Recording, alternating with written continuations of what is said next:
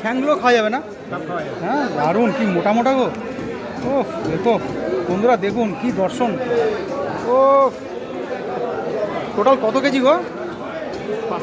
5 kilo. রেস্টুরেন্টে যাবে নাকি? হ্যাঁ, এই যে দাদা কিন্তু শুধু রেস্টুরেন্টের মাল কাটে। এই যে দেখতে পাচ্ছেন যে মাছ হচ্ছে এইখানে রয়েছে, সব রেস্টুরেন্টে যাচ্ছে। 5 কেজি রয়েছে। ও কাটা খেয়েছে গো।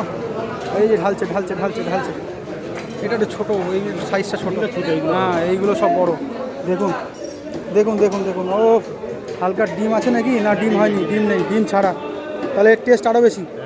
ডিম নেই মানে এর টেস্ট আরও বেশি। এর মাথা আলাদা করে বিক্রি হয় তো বলো?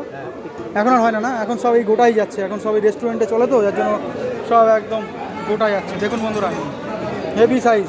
এগুলো নর্মালি কীরকম দাম পড়ে?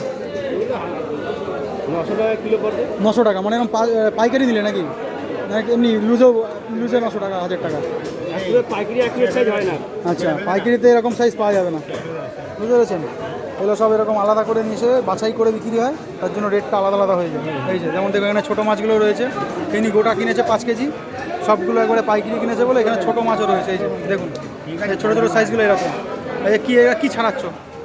মালাইকারি কাটিং হচ্ছে। মালাইকারি কাটিং। আচ্ছা, মাথাটা থাকবে না? এটা থাকবে শুধু পিছনের, এটা ছাড়িয়ে দিচ্ছে। সব থাকবে এরকম। আচ্ছা, যা আছে এরকমই থাকবে সোজা। এই শুটটা ফেলবে না? শুটটা ফেলবে আছে শুধু, ঠ্যাংটা থাকবে না? এটা বাদ যাবে। আচ্ছা, এর ভিতরে একটা মাথার ভিতরে কি থাকে? ওটা বানাবে তো? ওটা কে দেখাবে বের করে?